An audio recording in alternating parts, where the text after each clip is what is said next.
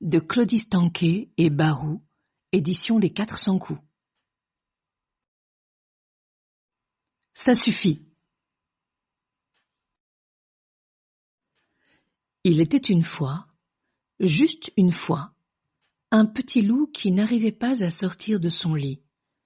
S'il n'y arrivait pas, ce n'est pas parce qu'il ne pouvait pas bouger les bras ou les jambes. Non, c'est que notre petit loup n'avait pas envie d'aller à l'école, même qu'il ne voulait plus jamais y retourner. Pourtant, il devait bien aller en classe comme tous les petits loups de son âge. Dès qu'il avait ouvert les yeux, notre loupio avait senti une petite boule de tristesse grossir au fond de son cœur. Et son cœur était devenu lourd, si lourd, qu'il était incapable de se lever. Pour dire la vérité, si notre loupio avait tant de chagrin, c'est parce que, à l'école, les petits loups n'étaient pas gentils avec lui. Ils étaient même méchants, très méchants. Notre petit loup tournait et se retournait dans son lit. Puis, comme s'il avait eu des ressorts en dessous des pieds, Petit Loup sauta hors du lit en criant « Ça suffit !» Oui, il avait décidé de prendre tout son courage et d'aller dire au méchant Petit Loup d'arrêter de l'embêter. Notre loupio enfila ses vêtements à une vitesse éclair. Jamais il ne s'était habillé aussi vite.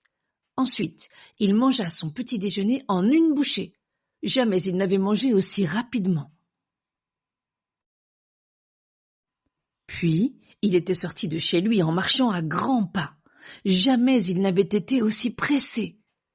Seulement, plus il se rapprochait de l'école, plus il ralentissait la cadence. Pour un peu, on aurait cru qu'il marchait à reculons. Petit Loup avait marché si lentement que ce qui devait arriver arriva. Il était en retard à l'école. À peine avait-il ouvert la porte de sa classe que tous les petits loups s'étaient retournés pour le regarder. Pour un loupio qui ne voulait pas se faire remarquer, c'était plutôt raté. Sa maîtresse l'accueillit avec un large sourire, mais avant même qu'il aille s'asseoir, elle lui demanda de venir au tableau. « Petit loup, toi qui es bon en calcul, viens nous aider à faire cette addition. » Ce matin-là, notre loupio ne comprenait rien à tous ces chiffres qui étaient écrits au tableau.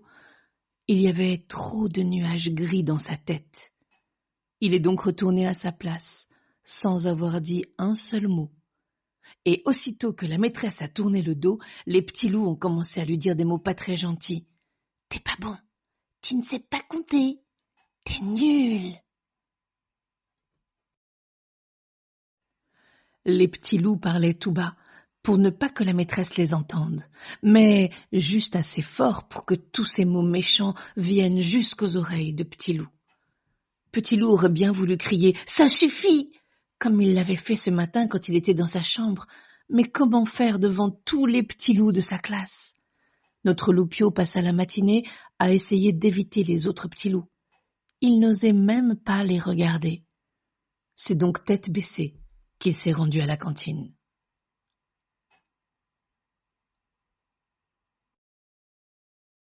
Une fois servi, Petit Loup retrouva le sourire, car il y avait des biscuits au dessert, et qu'en plus, c'étaient des biscuits à l'avoine et aux pépites de chocolat.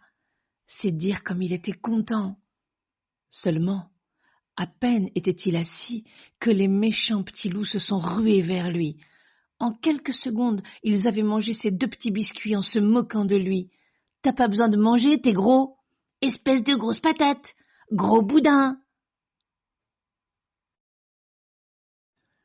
Et c'est comme ça que notre loupio se retrouva devant une assiette vide. En réalité, pas tout à fait vide, car les méchants petits loups lui avaient laissé quelques miettes de biscuit et une pépite, une toute petite pépite de chocolat. Petit Loup aurait bien voulu crier « Ça suffit !» mais il se sentait si petit devant tous ces petits loups. Finalement, notre loupio ne mangea pas de dessert ce midi-là. De toute façon, il avait tellement de peine qu'il n'avait même plus faim. Heureusement que l'après-midi commençait avec du bricolage. Ce jour-là, la maîtresse avait sorti de la peinture. Notre Loupio s'était amusé à mélanger les couleurs et s'était appliqué à faire un beau dessin. Une fois qu'il eut terminé, Petit Loup alla le porter à la maîtresse, qui le félicita aussitôt. « C'est magnifique, bravo, tu as beaucoup de talent, Petit Loup. » Notre Loupio était si content qu'il retourna à sa place, le cœur léger. Mais voilà qu'une petite loupiote avait glissé une éponge imbibée d'eau sur le tabouret de notre Petit Loup. C'est comme ça que notre Loupio s'est retrouvé avec le fond du pantalon tout mouillé. Sitôt sorti de la classe, les petits loups se sont mis à courir derrière lui en le ridiculisant. « T'as les fesses mouillées !»« Il a fait pipi dans ses culottes !»« Oh, les bébés !» Petit Loup aurait bien voulu crier « Ça suffit !» Mais il se sentait si seul devant tous ces petits loups. Comme c'était le temps de la récréation, notre petit Loupio se rendit dans la cour sans même se retourner. Et comme d'habitude, il resta assis dans son coin. Mais voilà qu'un petit loup s'approcha de lui, un ballon à la main. « Hé, tu veux faire une partie ?» C'était bien la première fois qu'un petit loup de sa classe lui demandait de jouer au ballon avec lui. Petit Loup était tellement heureux qu'il n'hésita pas un instant. Il se leva d'un bond, mais à peine avait-il fait un pas que le petit loup lui fit un croche-pied. Notre petit Loupio trébucha et s'étala sur le sol de tout son long, tandis que les autres petits loups le regardaient en se tordant de rire. Sans plus attendre, notre petit loup alla se réfugier à l'infirmerie. À peine était-il entré qu'il fondit en larmes, et, entre deux sanglots, il murmura ces mots. « Ça suffit !» Malgré sa peur, notre Loupio a pris son courage à deux mains et il a raconté à l'infirmière toute la tristesse qui était cachée au fond de son cœur. Immédiatement, l'infirmière est allée dans la classe de Petit Loup afin de parler à sa maîtresse.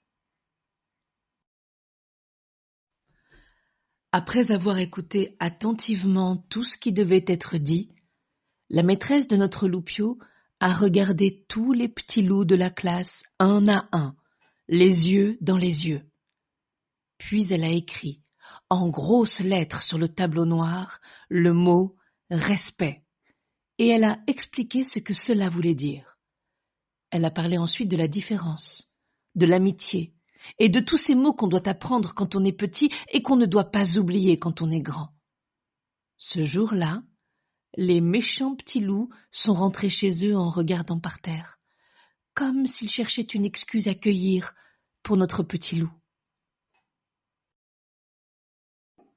C'est bien vrai que c'est en parlant que les choses peuvent s'arranger et que l'on peut devenir des amis, car le lendemain et les jours qui ont suivi, tous les petits loups de la classe ont commencé à parler à notre petit loup. Aussi, même si cela peut paraître incroyable, sur le chemin de l'école, on a entendu notre petit loup chanter. Et, croyez-le ou non, il était accompagné d'une petite loupiote.